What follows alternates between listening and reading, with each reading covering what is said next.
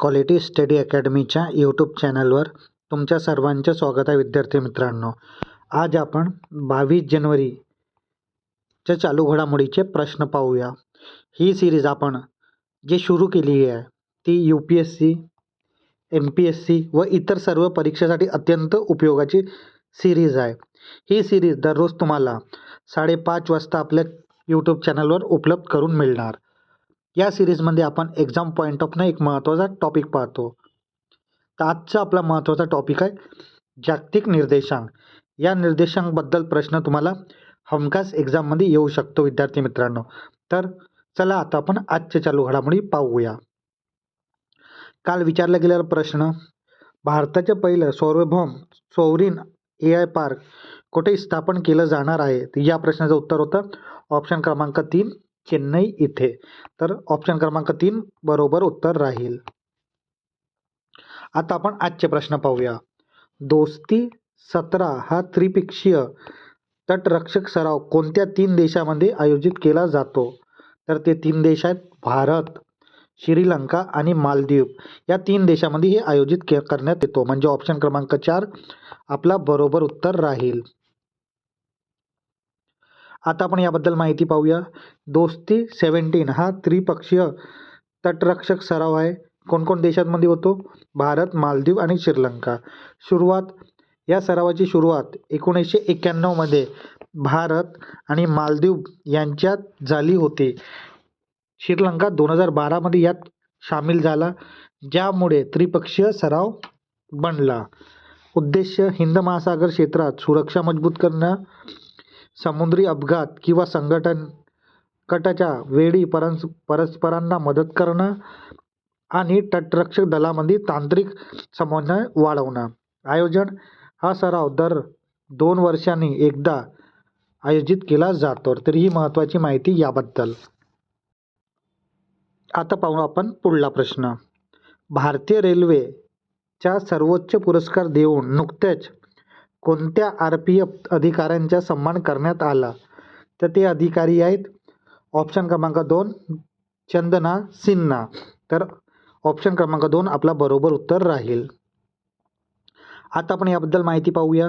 निरीक्षक चंदना सिन्हा यांना मिळाला पुरस्कार कशासाठी? अति विशिष्ट सेवा रेल्वे पुरस्कार. विभाग रेल्वे सुरक्षा दल RPF लखनौ विभाग.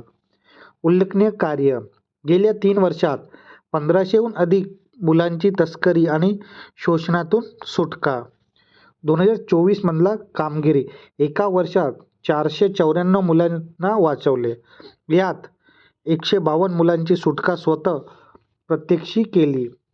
प्रमुख मोहीम, रेल्वेच्या ऑपरेशन नन्हे फरिश्ते अंतर्गत बाल तस्करी विरोधात यशस्वी लढा त्याने दिलेला आहे.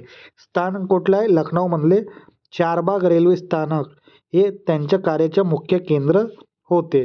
तर ही महत्त्वाची माहिती या पुरस्काराबद्दल मिळाली बद्दल चंदना सिन्हा यांना मिळालेला पुरस्कारबद्दल. त्यानंतर पुढला प्रश्न, रिस्पॉन्सिबल नेशन इंडेक्स 2026 मध्ये भारताने कितवं स्थान मिळवलेलं आहे? तर भारताने 16वं स्थान मिळवलेलं आहे. म्हणजे ऑप्शन क्रमांक 3 आपला बरोबर उत्तर राहील. आता आपण याबद्दल माहिती पाहूया.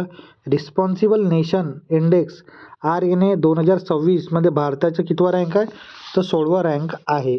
या निर्देशांकाची पहिली आवृत्ती 19 जानेवारी 2026 रोजी नवी दिल्ली येथे माजी राष्ट्रपती रामनाथ कोविंद यांच्या हस्ते प्रकाशित करण्यात आली. संस्था या निर्देशांक वर्ल्ड इंटेलेक्चुअल फाउंडेशन WIF ने जवाहरलाल नेहरू विद्यापीठ JNU आणि IIM मुंबई यांच्या सहकार्याने विकसित केला आहे. देशाची संख्या एकूण 154 देशांचे मूल्यांकन करण्यात आले. भारताची कामगिरी, भारतात 16वे स्थान असून त्यांनी अमेरिकेच्या 66वे आणि चीनच्या 68वे स्थान यासारख्या मोठ्या देशांना मागे टाकलेला आहे. निकष, हा निर्देशांक केवळ GDP किंवा लष्करी ताकदीवर आधारित नसून देश आपल्या सत्तेचा वापर नागरिक, पर्यावरण आणि जगाच्या कल्याणासाठी किती जबाबदारीने करतात यावर आधारित आहे. तर ही खूप महत्त्वाचीच माहिती आहे. एक्झाम पॉईंट ऑफ व्ह्यू विद्यार्थी मित्रांनो तुम्ही लक्षातच ठेवा. आता आपण हे रँकिंग पाहूया. पहिल्या क्रमांकावर कोण आहे? सिंगापूर. दुसऱ्या क्रमांकावर स्वित्झर्लंड. तिसऱ्या क्रमांकावर डेन्मार्क. चौथ्या क्रमांकावर सायप्रस आणि 5व्या क्रमांकावर स्वीडन. तर ही रँकिंगबद्दलच तुम्हाला प्रश्न असू शकतो विद्यार्थी मित्रांनो. आणि भारतच्या रँक किती आहे याबद्दल पण प्रश्न असू शकतो. त्यानंतर पुढला प्रश्न. IMFने आर्थिक वर्ष 2025-26 साठी भारताच्या GDPच्या वाढीचा अंदाज किती टक्के वर्तवला आहे? तर तो अंदाज आहे 7.3 म्हणजे ऑप्शन क्रमांक 3 आपला बरोबर उत्तर राहील. त्यानंतर पुढला प्रश्न. ऑपरेशन आर्क्टिक एन्ड्युअर्स हा लष्करी सराव कोणत्या देशाच्या नेतृत्वाखाली ग्रीनलँडमध्ये सुरू आहे? तर तो देश आहे डेन्मार्क म्हणजे ऑप्शन क्रमांक 2 आपला बरोबर उत्तर राहील. आता आपण याबद्दल माहिती पाहूया. ऑपरेशन आर्क्टिक एन्ड्युरन्स देश डेन्मार्क. स्थान कुठलं आहे? ग्रीनलँड. नेतृत्व कोणत्या देशाखाली? तर डेन्मार्क. स्थान ग्रीनलँड. सहभागी डेन्मार्कसह 7 प्रमुख जे नाटोचे देश आहेत. कोणकोणते? France, Germany, Sweden, Norway, Finland, Netherland आणि युनायटेड किंगडम या देशासोबत. मुख्य उद्देश आर्क्टिक क्षेत्रातील पायाभूत सुविधांच्या संरक्षण आणि कठीण हवामानातील लष्करी सज्जता तपासणे. पार्श्वभूमी अमेरिकेच्या ग्रीनलँड खरेदी करण्याच्या प्रस्तावानंतर निर्माण झालेली राजनीतिक तणावादरम्यान डेन्मार्कनं आपले सार्वभौम सॉव्हरेनिटी सिद्ध करण्यासाठी हा सराव सुरू केलेला आहे. कालावधी हा सराव जानेवारी 2026 मध्ये आयोजित करण्यात आलेला आहे. महत्त्व या सरावाने रशिया आणि चीनना आर्क्टिकमधला वाढता प्रभावाला उत्तर देण्याचा प्रयत्न केला जात आहे. आता आपण पाहूया पुढला प्रश्न. भारताच्या सैन्याने पहिली पूर्णपणे कार्यरत क्वांटम लॅब कोणत्या राज्यात स्थापन केली आहे? तर तो राज्य आहे मध्य प्रदेश म्हणजे ऑप्शन क्रमांक 3 आपला बरोबर उत्तर राहील. त्यानंतर पुढला प्रश्न. चर्चित असलेले बेंबला नदी सिंचाई परियोजना कोणत्या राज्यात सुरू केली जात आहे? तर तो राज्य आहे मध्य प्रदेश. तो राज्य आहे आपला महाराष्ट्र राज्य म्हणजे ऑप्शन क्रमांक 3 आपला बरोबर उत्तर राहील. आता आपण याबद्दल माहिती पाहूया. बेंबिला नदी सिंचाई परियोजना महाराष्ट्र राज्यात सुरू आहे. जिल्हा कोणता? यवतमाळ. बांबुळा गाव तालुक्यातील खडकसावंगा गावाजवळ.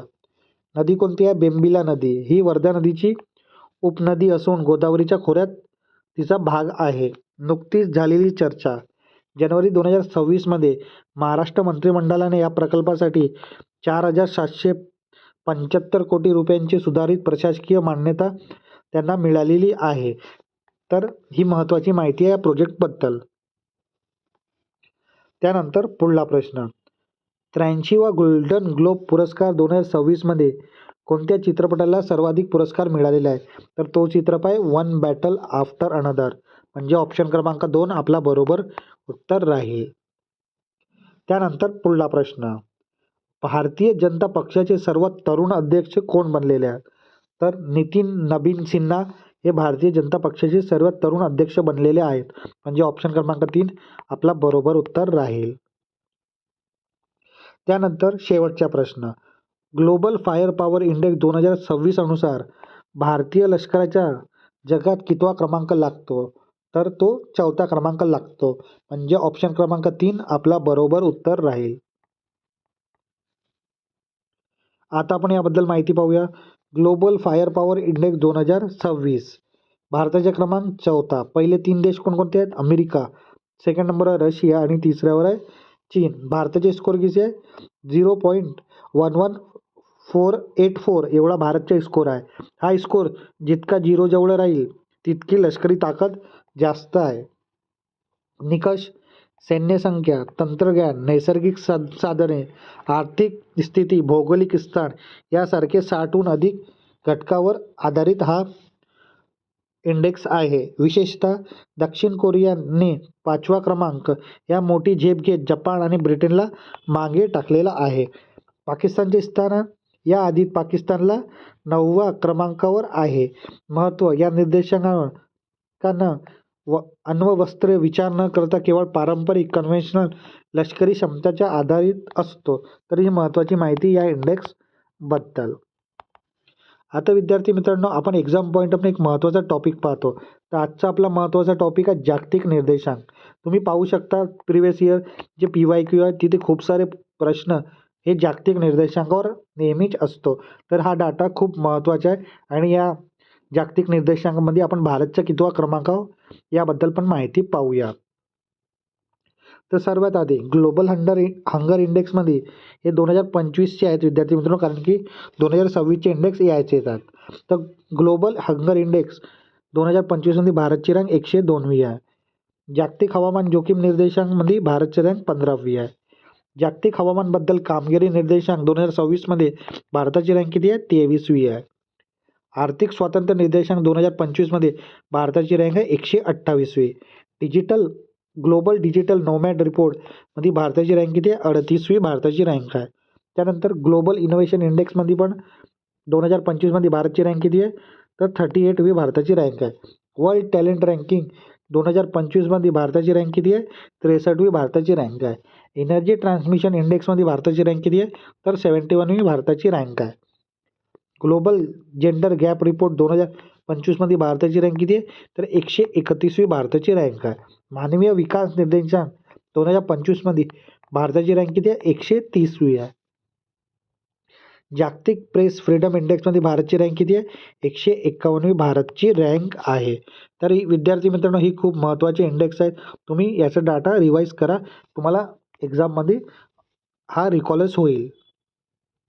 आता विद्यार्थी मित्रांनो, आपण जे आपल्या चालू घडामोडीच्या प्रश्नाची सिरीज आहे तिथे एक क्वेश्चन तुमच्यासाठी असतो. आजचा क्वेश्चन आपण पाहूया तुमच्यासाठी. विद्यार्थी मित्रांनो, जर तुम्हाला या प्रश्नाचं उत्तर येत असेल तर नक्की तुम्ही कमेंट बॉक्समध्ये सांगा. जर नाही येत असेल तरी पण या प्रश्नाचं उत्तर द्या, कारण की चुकलं तरी हरकत नाही. आपण येणाऱ्या व्हिडिओमध्ये याबद्दल उत्तर पाहणारच आहोत. तर उत्तर द्यायला विसरू नका. तर प्रश्न कोणता आहे? जगातला सर्वात मोठा ग्रीन अमोनिया प्रकल्प भारताच्या कोणत्या राज्यात स्थापन करण्यात येत आहे? तर पहिला ऑप्शन आहे आपला तेलंगणा, दुसरा ऑप्शन आहे बिहार, तिसरा ऑप्शन आहे आंध्र प्रदेश आणि चौथा ऑप्शन आहे आपला महाराष्ट्र राज्य. तर या प्रश्नाचं उत्तर नक्की तुम्ही कमेंट बॉक्समध्ये सांगा विद्यार्थी मित्रांनो. आता विद्यार्थी मित्रांनो, आपण आपल्या क्वालिटी स्टडी अकॅडमीच्या यूट्यूब चॅनलवर जी ही चालू घडामोडीचे प्रश्नाची सिरीज घेत आहोत, ते सिरीज तुम्हाला कशी वाटत आहे तुम्ही नक्की कमेंट बॉक्समध्ये सांगा.